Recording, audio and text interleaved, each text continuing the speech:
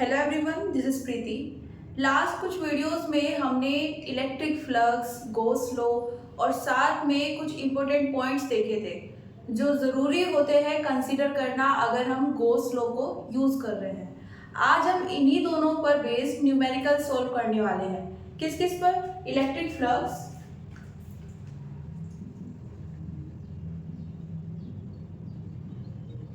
किससे रिप्रेजेंट करते हैं, और दूसरा है गोस लॉ। क्या था electric flux? Electric field area cos theta. इसको हम कैसे लिख सकते हैं?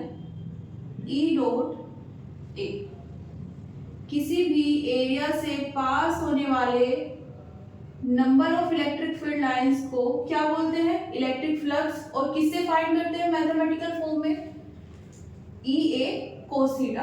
और इसको इस फॉर्म में भी लिखा जा सकता है ना? क्योंकि ये क्या शो करता है हमें? हमारे पास डॉट प्रोडक्ट होता है A B cos theta. Okay, इसको यूज करके हम इसको इस फॉर्म में लिख देते हैं और आज हम इन दोनों फॉर्म्स पर बेस्ड क्वेश्चंस करेंगे। ओके, एक और फॉर्म हमने पढ़ी थी फ्लक्स के लिए, क्या थी?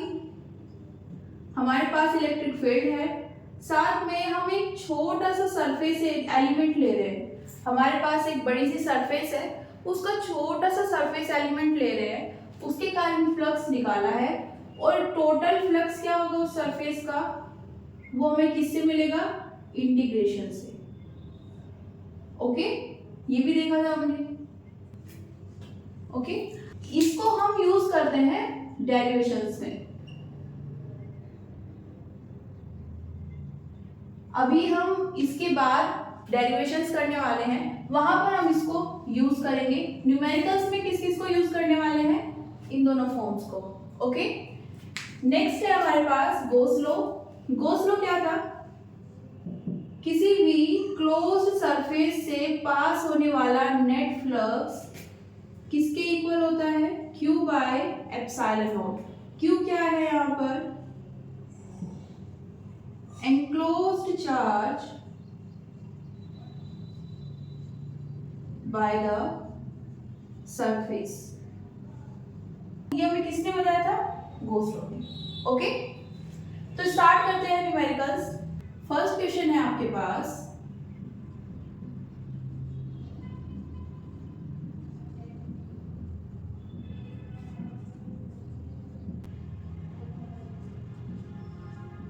ये हमारे पास एक सरफेस है S। ओके,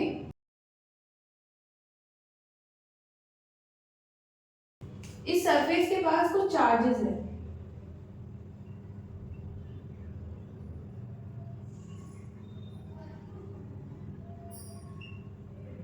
कुछ इसके अंदर है और कुछ इस सरफेस के बाहर प्रेजेंट है। ओके, हमें क्या करना है? नेट इलेक्ट्रिक फ्लक्स निकालना है जो इस सरफेस से पास हो रहा है। सिंपल क्वेश्चन है, कैसे करेंगे? देखो, हम क्या जानते हैं गोस लॉ से? Psi equals to Q enclosed by epsilon not. Okay, Q enclosed क्या है यहाँ पर? Total charge inside the surface। तो हमें क्या करना है?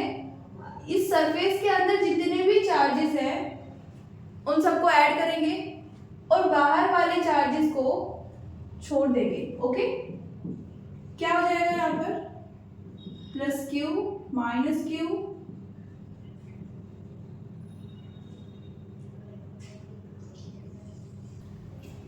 Divided by epsilon not. क्या कैंसिल हो रहा है? जीरो हो जाएगा, ये भी जीरो हो जाएगा।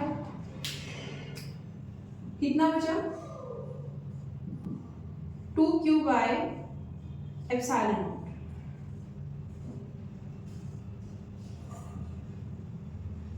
तो हमेशा क्या याद रखना है? किसी भी सरफेस के बाहर या उस सरफेस के ऊपर जो भी चार्जेस है हमें वो छोड़ देने हैं। अगर यहाँ पर कोई चार्ज होता इस पोजीशन पर, इस सरफेस के ऊपर, तो हम वो चार्ज भी कंसीडर नहीं करने वाले थे। हमें कौन सा चार्ज लेना है जो इस सरफेस के अंदर है, उस सब का टोटल ले लीजिए और फाइनली हमारे पास फ्लक्स आ जाएगा। नोट कीजिए। नेक्स्ट क्वेश्चन है आपके पास,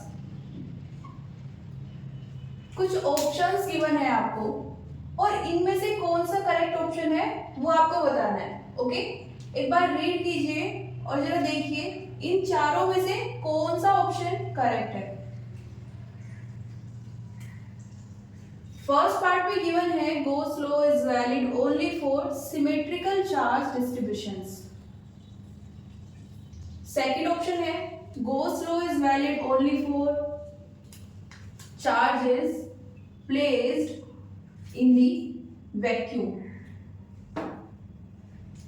नेक्स्ट है electric field calculated by Gauss law is filled due to the charges inside the Gaussian surface।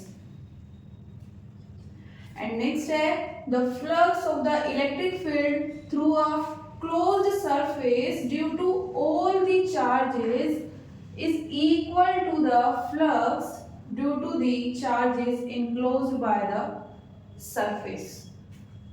देखो, अगर Gauss law की आपको डेफिनेशन पता है तो वहां से सीधा सीधा पता चल जा रहा है कि ये वाला ऑप्शन करेक्ट है। ओके, लेकिन करेक्ट तो हमें ये वाला भी लग रहा है। जब हमने इंपॉर्टेंट पॉइंट्स की बात की थी तब हमने सिमेट्रिकल चार्ज डिस्ट्रीब्यूशन की बात की थी। ओके, तो ये तो हमें पता है कि हाँ Gauss law में सिमेट्रिकल चार्ज डिस्ट्रीब्यूशन होना चाहिए। तो एक बार जरा देख लेते हैं कि ठीक है ये वाला करेक्ट है, लेकिन ये ऑप्शंस इनकरेक्ट क्यों है। ओके, फर्स्ट की बात करते हैं।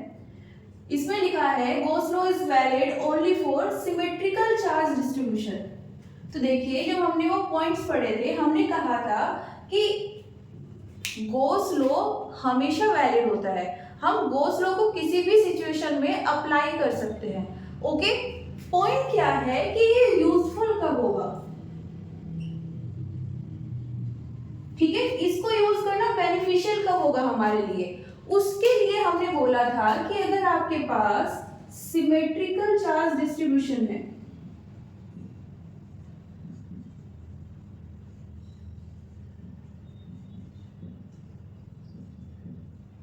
अगर आपके पास ये कंडीशन है तो Gauss law को यूज करना बेनिफिशियल है। ओके, हम क्यों यूज कर रहे हैं Gauss law को, ऐसे तो हम इलेक्ट्रिक फ्लक्स निकालना है तो इलेक्ट्रिक फ्लक्स की जो हमारे पास डेफिनेशन है इसको यूज करके निकाल सकते हैं। लेकिन क्या है कि ये कभी कभी कैलकुलेशन को लेंथी बना देता है। उन सिचुएशंस में हम Gauss law को यूज करके अपनी कैलकुलेशन को कम कर सकते हैं, क्योंकि क्या देखना है, हमें सिर्फ चार्ज देखना है जो सरफेस के अंदर है और उसको किससे डिवाइड करना है, एप्सिलॉन नॉट से। लेकिन ये भी हमेशा यूजफुल नहीं रहेगा। सिर्फ किस कंडीशन में यूजफुल है, अगर हमारे पास सिमेट्रिकल चार्ज डिस्ट्रीब्यूशन है और प्लस में 3D क्लोज्ड सरफेस है। ओके, तो ये वाला क्यों इनकरेक्ट है, क्योंकि इन्होंने बोला है कि सिर्फ इसी सिचुएशन में वैलिड है, हम सिर्फ इसी सिचुएशन में इसको अप्लाई कर सकते हैं, तो ये बात गलत हो जाती है। सेकंड पॉइंट में क्या है, Gauss law is valid only for charges placed in vacuum। देखो वैक्यूम की बात यहाँ पर क्यों कर रहे हैं, हम एप्सिलॉन नोट पढ़ते हैं। ओके, एप्सिलॉन नोट क्या होता है,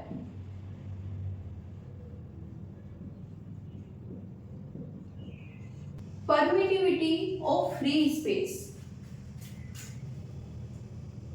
हमारे पास एक स्पेस है और वो स्पेस कैसा है, या तो उसमें एयर है, ओके, या तो उसमें सिर्फ एयर है या फिर वैक्यूम है, मींस एयर भी नहीं है सिर्फ वैक्यूम है। इन दोनों में से कोई भी सिचुएशन होगी तो हम क्या लेंगे, एप्सिलॉन नॉट, परमिटिविटी। हमने फोर्स जब पढ़ा था कूलम्ब्स लॉ उसमें ये फॉर्मूला पढ़ा था के एप्सिलॉन नॉट। इसमें हम एप्सिलॉन क्या बोलते हैं, permittivity of any medium. Okay, और ये क्या हो जाता है, परमिटिविटी ऑफ वैक्यूम और एयर। यहां पर K क्या है हमारे पास, डाई इलेक्ट्रिक कांस्टेंट। ओके, और जब हम बात करते हैं एक ऐसे मीडियम की जहां पर या तो सिर्फ वैक्यूम है या फिर एयर है, तो वहां पर K की वैल्यू हो जाती है 1। K इक्वल्स टू 1, इससे क्या आ जाएगा, epsilon equals to epsilon not. Okay, तो ये जो फॉर्मूला हम पढ़ते हैं यहां पर ये क्या है, परमिटिविटी है। और हमने एप्सिलॉन नॉट क्यों यूज किया है, क्योंकि हम ये कंसीडर करके चल रहे हैं कि फिलहाल हमारे पास जो मीडियम है वो कहां पर है, कैसा है, एयर है या फिर वैक्यूम है। अगर मीडियम को चेंज कर दे और एक ऐसा मीडियम ले ले जिसका डाइलेक्ट्रिक कांस्टेंट कितना है, K है, तो हमारे पास परमिटिविटी कितनी आ जाएगी, K एप्सिलॉन नॉट। ये एक्चुअली में क्या होता है, एप्सिलॉन उस मीडियम की जिसमें हमने अपने ऑब्जेक्ट को, अपनी क्लोज्ड सरफेस को रखा हुआ है। ओके, अगर यहाँ पर वैक्यूम है तो हम यहाँ पर क्या लिख लेते हैं, नॉट। कुछ भी नहीं दिया है, कंसीडर करेंगे कि हमारे पास जो मीडियम है वो कैसा है, एयर या फिर वैक्यूम है, तो डिवाइड किससे होगा, एप्सिलॉन नॉट से। तो इसलिए ये वाला भी इनकरेक्ट है। ओके, गॉस लॉ किसी भी मीडियम के लिए एप्लीकेबल है। ओके, वो बाउंडेड नहीं है वैक्यूम तक। नेक्स्ट पॉइंट हमारे पास, electric field calculated by Gauss law is the field due to the charges inside the Gaussian surface. Okay, क्या कहना चाहते हैं, सपोज हमारे पास ये एक सरफेस है, इसके अंदर हमारे पास कुछ चार्जेस है, ओके, और कुछ चार्जेस बाहर हैं। तो इनके अकॉर्डिंग कि जो हमारे पास नेट इलेक्ट्रिक फील्ड आएगी ये वाली, ये किसके कारण होगी, जो अंदर है, मींस ये वाला और ये वाला, हमें इनको छोड़ना है। तो नेट इलेक्ट्रिक फील्ड सिर्फ किसकी वजह से है, इन दोनों के कारण, बाहर के चार्जेस को हम कंसीडर नहीं कर रहे हैं। ओके, इसीलिए ये गलत है। नेट चार्ज जब हम देखते हैं, इसकी बात करते हैं, तो ये कौन सा होता है, एनक्लोज्ड। ओके, इस केस में Q एनक्लोज्ड कितना हो जाएगा, Q1 प्लस Q2। लेकिन इलेक्ट्रिक फील्ड जितने भी चार्ज प्रेजेंट है सरफेस के अंदर, बाहर या उसके खुद के ऊपर, ओके, तीनों केसेस में जितने भी चार्जेस हैं उन सबको के कारण जो इलेक्ट्रिक फील्ड है उसको ऐड करेंगे और नेट इलेक्ट्रिक फील्ड फाइंड करेंगे। ओके, इसलिए ये वाला ऑप्शन इनकरेक्ट है। नोट कर लीजिए, फिर न्यू क्वेश्चन देखते हैं।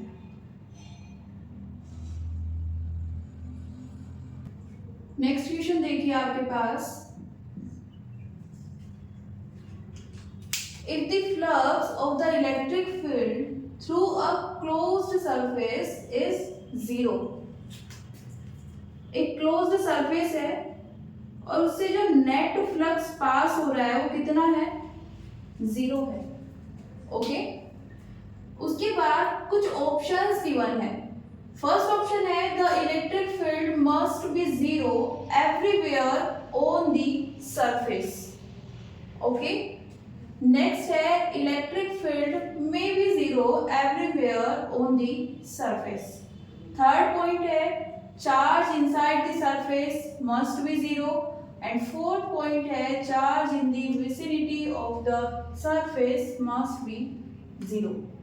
ओके, कौन सा ऑप्शन करेक्ट होगा, इस पर आ जाते हैं जरा। ओके, जो ये इंफॉर्मेशन दी है इसी को यूज करके फाइंड करने का ट्राई करते हैं। ये क्या होता है, नेट फ्लक्स गॉस लॉ के अकॉर्डिंग क्लोज्ड सरफेस हमें गिवन है।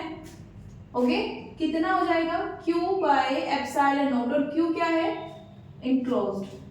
देखिए जो हमने लास्ट क्वेश्चन में समझा था उसको यहाँ पर भी अप्लाई कीजिए। यहाँ पर हमें नहीं बताया गया है कि हमारे पास मीडियम कैसा है। ओके, तो हम कैसे कंसीडर करेंगे, वैक्यूम। तो हमने क्या लिया है, एप्सिलॉन नॉट। और क्यू एनक्लोज्ड सरफेस के इनसाइड में अंदर जो चार्ज है वो, और डिवाइडेड बाय एप्सिलॉन नॉट, कितना आ जाएगा, 0 के इक्वल है, तो Q enclosed equals to 0। Okay, अब जरा देखिए कौन सा ऑप्शन करेक्ट है। The charge inside the surface must be 0। Fourth है, the charge in the vicinity of the surface must be, vicinity क्या होती है, उसके नियर में। ओके,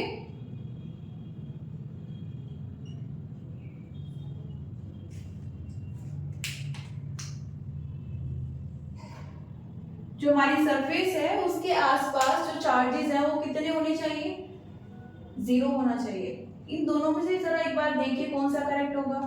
उसके अकॉर्डिंग ये करेक्ट होना चाहिए। आसपास कितने चार्जेस है उससे हमें फर्क नहीं पड़ता है, कौन से चार्ज मैटर करते हैं, जो सरफेस के इनसाइड है। ओके, वो कितने होने चाहिए, 0। तो ये वाला ऑप्शन करेक्ट है और ये वाला इनकरेक्ट है। ओके, समझ में आया ना, ये वाला क्यों इनकरेक्ट है। ओके, फर्स्ट एंड सेकंड में क्या कोई ऑप्शन करेक्ट हो सकता है, देखिए जरा।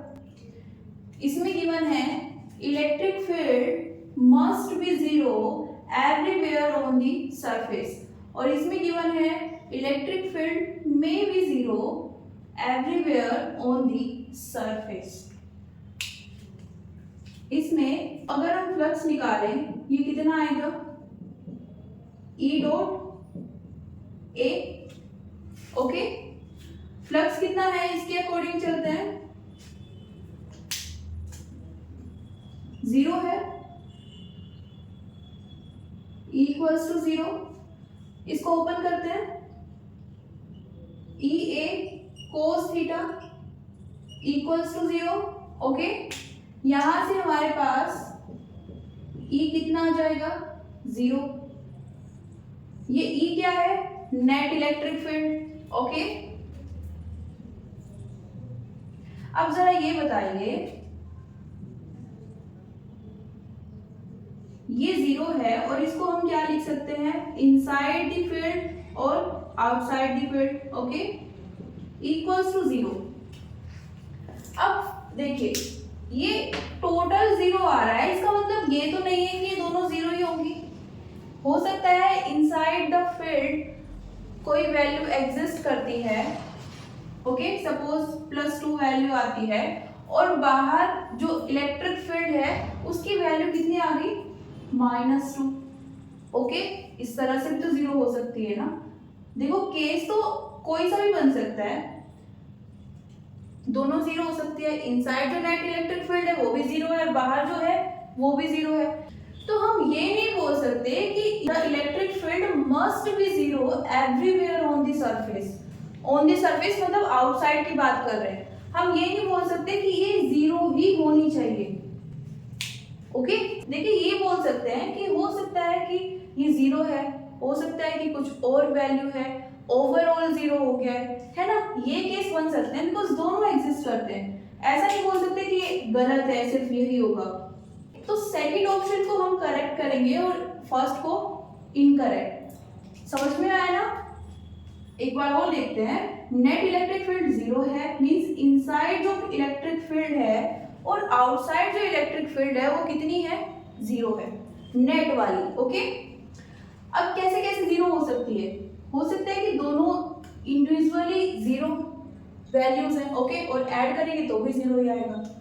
हो सकता है कि एक पॉजिटिव है और एक नेगेटिव है बट मैग्नीट्यूड सेम है, ये वाला केस। ओके, और ये कितनी हो जाती है, नेट 0 हो जाती है। तो ये दोनों केस वैलिड है। ओके, दोनों पॉसिबिलिटीज हो सकती हैं, ऐसा नहीं बोल सकते कि सिर्फ यही करेक्ट है, सिर्फ यही करेक्ट है। ओके, इन्होंने क्या बोला है, must be 0 everywhere on the surface. तो फर्स्ट ऑप्शन इनकरेक्ट है, सेकंड करेक्ट है, थर्ड करेक्ट है एंड फोर्थ इनकरेक्ट है। ओके, नोट कर लीजिए। नेक्स्ट क्वेश्चन है आपके पास, एक यूनिफॉर्म इलेक्ट्रिक फील्ड गिवन है जिसका मैग्नीट्यूड है आपके पास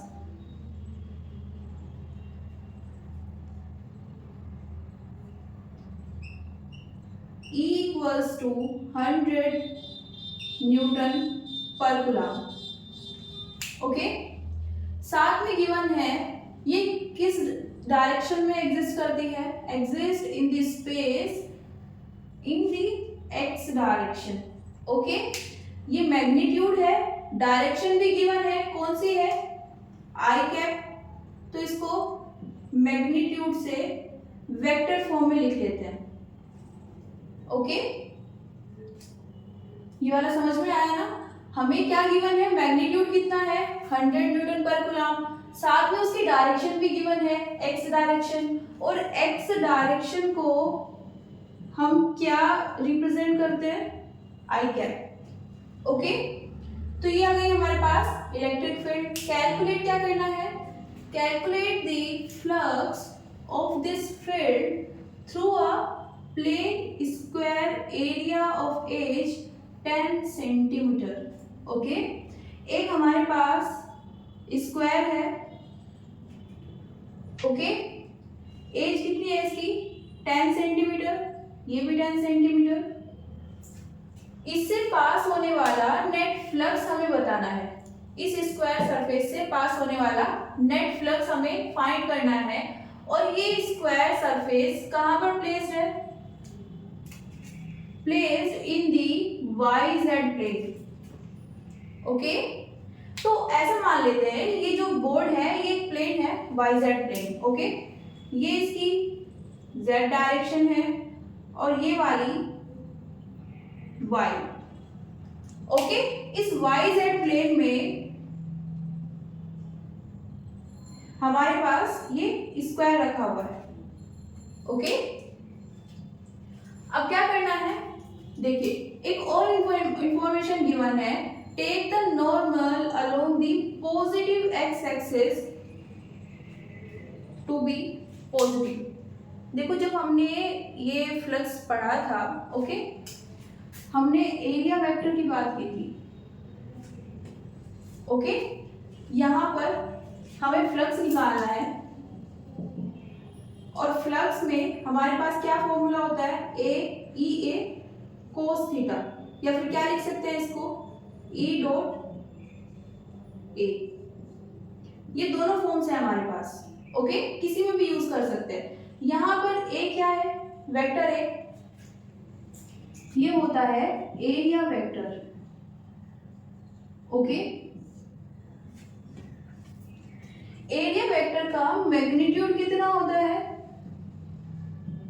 ए जितना उसका एरिया है। ओके, और साथ में डायरेक्शन के लिए हम क्या यूज करते हैं, एन कैप। ये क्या होता है, normal of the surface.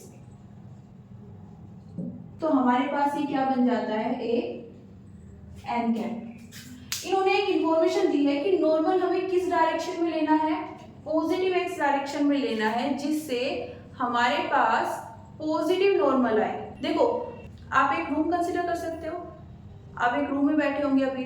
Okay, उस रूम की 6 वॉल्स है। ओके, उनमें से किसी भी वॉल को कंसीडर करो और नॉर्मल लो उस प्लेन का। जिस रूम में मैं हूं उसकी एक वॉल है। ओके, एक नॉर्मल आपकी डायरेक्शन में जा रहा है। ओके, इस तरह से, लेकिन एक नॉर्मल इस वॉल से रूम के बाहर भी तो जाएगा, तो हमें कौन सा लेना है, रूम के बाहर वाला लेना है। यहाँ पर इन्होंने खुद से दे दिया है कि हमें नॉर्मल कहाँ पे लेना है, पॉजिटिव डायरेक्शन में लेना है। ओके, आते अपने क्वेश्चन पर।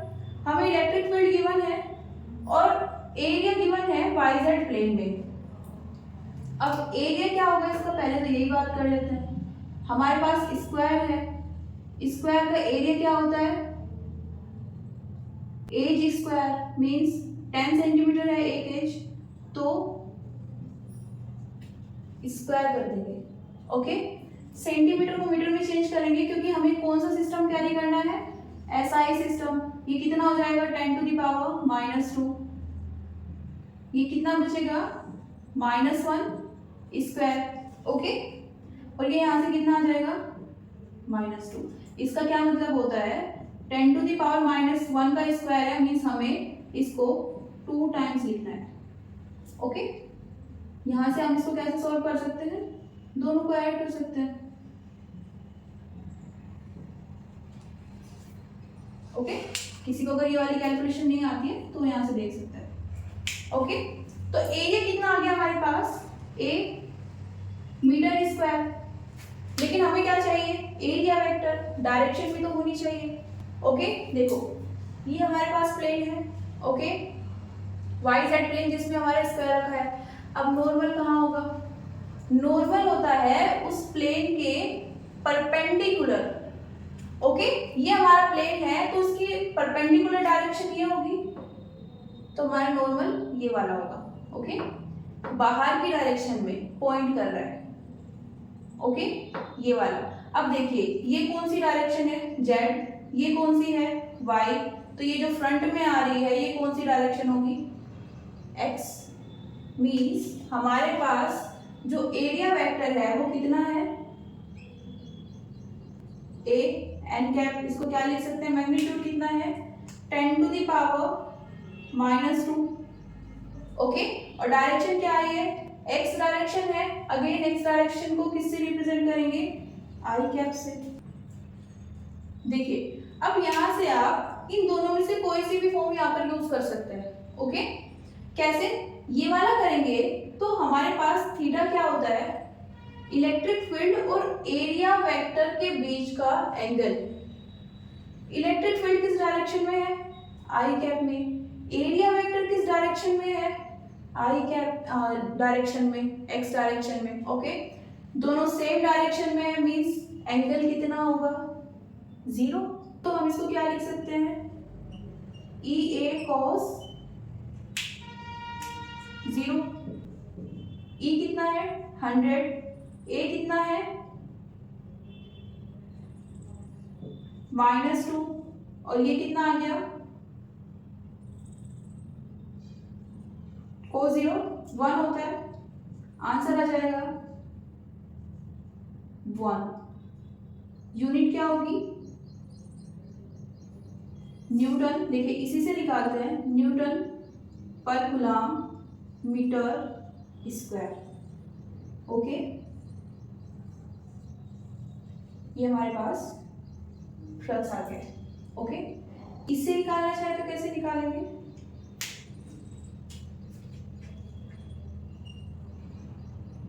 ये हम यूज करना चाहते हैं। ओके, यहाँ पर हमने कौन सी क्वांटिटीज ली है, जब इसको यूज कर रहे हैं मैग्नीट्यूड लिया है। यहाँ पर जब यूज करेंगे तो क्या लेंगे, वेक्टर क्वांटिटी। 100 आई कैप डॉट 10 - 2 आई कैप। ओके, मल्टीप्लाई में है, नंबर्स को एक साइड कर लेते हैं। 100 × 10 टू द पावर -2 क्या आएगा यहाँ से, आई कैप डॉट आई कैप। ये कितना आ जाएगा 1, और ये क्या हो जाएगा, देखिए हमारे पास डॉट प्रोडक्ट में कुछ फिक्स वैल्यूज हैं।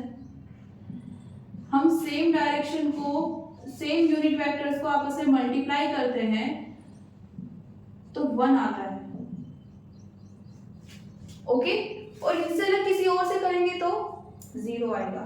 ओके, मीन्स आई को जे से मल्टीप्लाई कर दें तो कितना आएगा 0, या फिर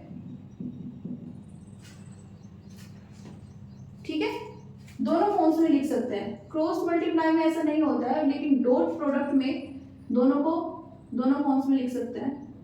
और क्या हो सकता है, कितना होगा 0। ओके, किसी भी फॉर्म में कंसीडर कर लीजिए। और क्या हो सकता है, के कैप जे कैप 0। हमारे पास क्या है, I cap dot I cap, तो ये कितना हो जाएगा 1।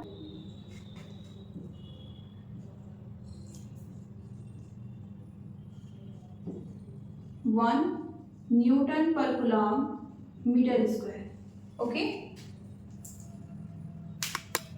नोट कर लीजिए। नेक्स्ट नेक्स्ट क्वेश्चन है आपके पास, यहां पर हमें इलेक्ट्रिक फील्ड गिवन है और किस फॉर्म में गिवन है,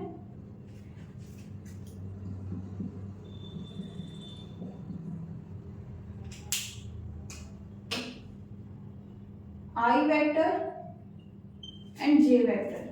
ओके, अभी देखो क्या करने वाले हैं, 3/5 E नोट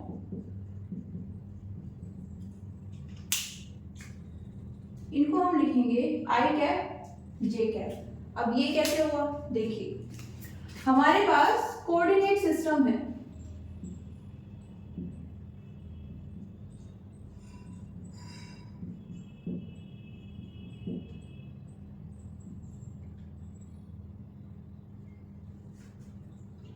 कोऑर्डिनेट्स कौन कौन से होते हैं, x, y एंड z।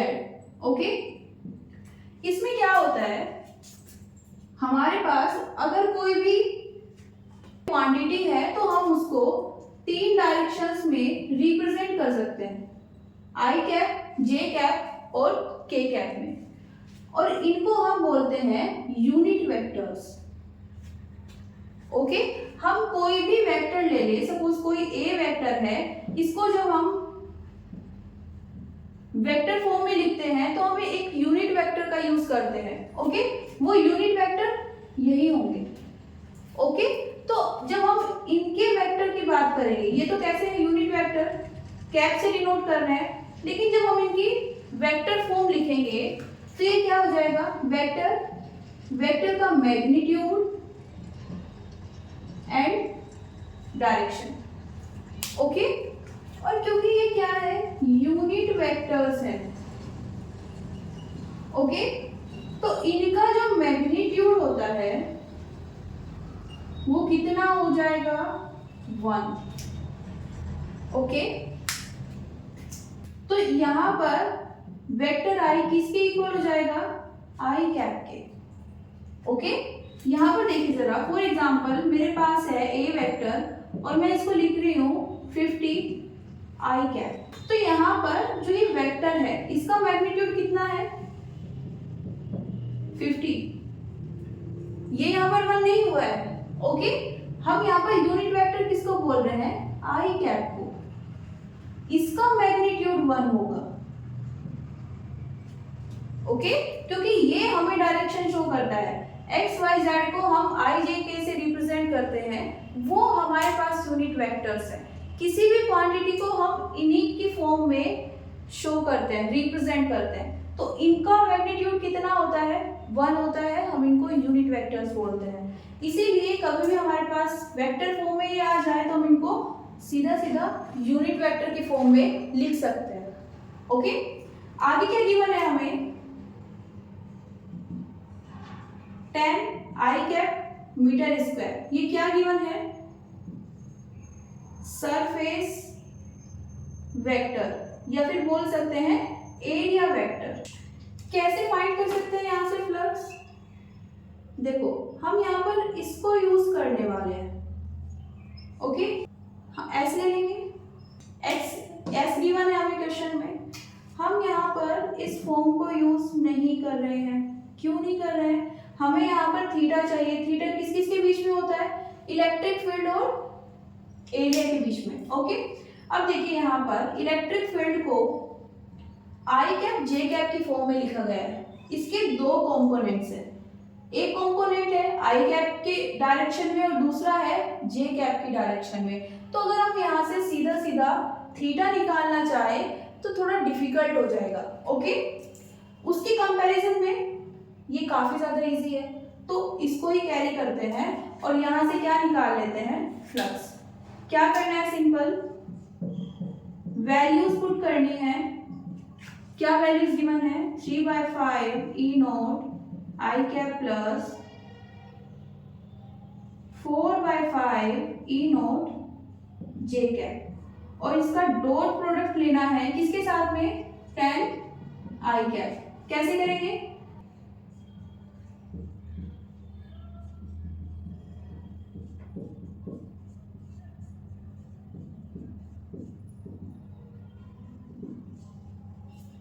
अभी हमने फॉर्मूलाज लिखे थे, उनमें देखा था ये कितना हो जाएगा 1 और ये 0।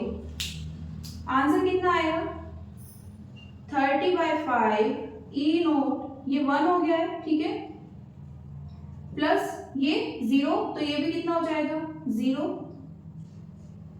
तो फ्लक्स कितना आ गया है हमारे पास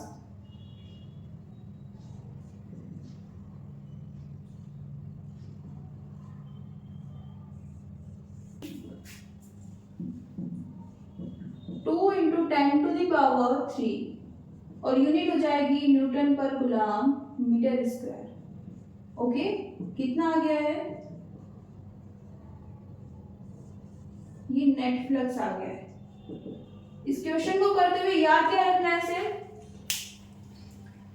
आई वेक्टर और आई कैप दोनों सेम चीजें हैं। ओके, और दूसरा हम यहाँ पर इसको नहीं यूज करेंगे, इसको यूज करेंगे। ओके, ये ज्यादा इजी है, नोट कीजिए।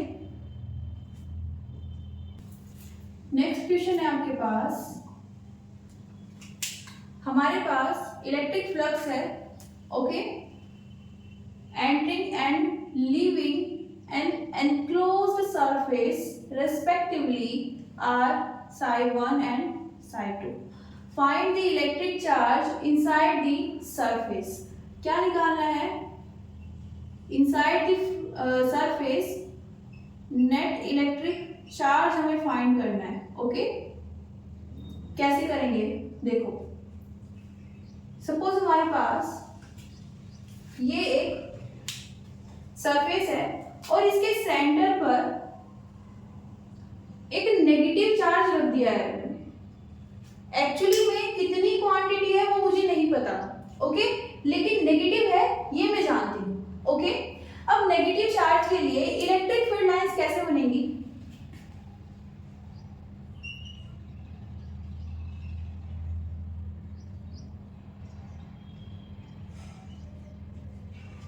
ओके, इस तरह से होंगी।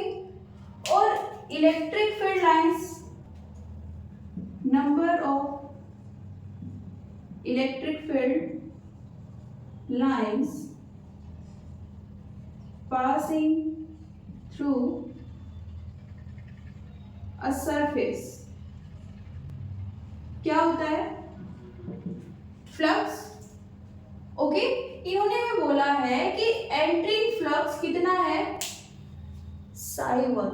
ओके, मींस हम जो ये यूज करते हैं, क्यों क्या है इनक्लोज्ड। ओके, तो फर्स्ट केस के लिए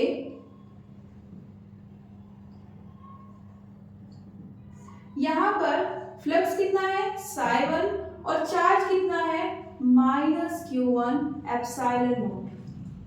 ओके, एंट्रिंग फ्लक्स का मतलब क्या है कि हमारी इलेक्ट्रिक फील्ड लाइंस एंटर कर रही है उस सरफेस में, और एंटर कब करेगी जब सेंटर पर कोई नेगेटिव चार्ज रखा होगा। ओके, सेकंड पार्ट में क्या है, सेकंड केस में हमारे पास जो फ्लक्स है वो लीविंग है। ओके, हमारी क्लोज्ड सरफेस को लीव कर रहा है।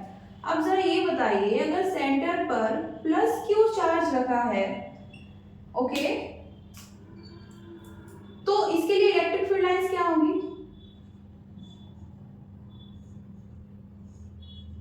ये हो जाएंगी। ओके, और इलेक्ट्रिक फील्ड लाइंस कैसे लग रही है, जैसे वो इस सरफेस से बाहर जा रही है। ओके, मींस इसको लीव कर रही है। तो यहाँ की जो फ्लक्स है उसको हमने क्या बोला है, लीविंग इलेक्ट्रिक फ्लक्स। ओके, तो सेकंड केस में हमारे पास जो फ्लक्स है वो कितना है +q2/एप्सिलॉन नॉट। ओके, हमें क्या निकालना है, नेट चार्ज। नेट चार्ज हमारे पास क्या है q1 + q2। ओके, यहां से देखते हैं q1 कितना हो जाएगा -एप्सिलॉन नॉट psi1, q2 कितना हो जाएगा एप्सिलॉन नॉट psi2, तो नेट चार्ज कितना आया हमारे पास,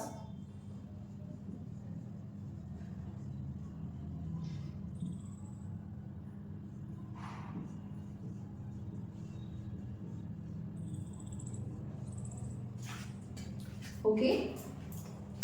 याद क्या रखना है, एंट्रिंग और ये लिविंग। देखो कोई भी क्वेश्चन आपको दिया होगा, क्वेश्चन के साथ में आपको वो ये भी देंगे कि इसको सॉल्व कैसे करना है। उसके लिए कुछ क्लूज होंगे, कुछ ऐसे वर्ड्स होंगे जिनको आप यूज करके समझ के ये जान सकते हैं कि हमें एक्चुअली में सॉल्व कैसे करना है।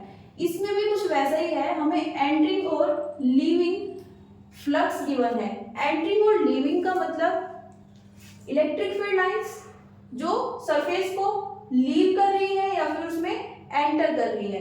तो लीविंग के लिए क्या हो जाएगा, पॉजिटिव चार्ज होगा, ओके। और जो एंटरिंग कर रही है मींस सेंटर पर कैसा चार्ज रखा होगा या उसके अंदर कैसा चार्ज होगा, नेगेटिव होगा। मींस एक में हमारे पास ये कंडीशन आ जाएगी और दूसरे में ये, और नेट चार्ज, ओके, नोट कर लीजिए।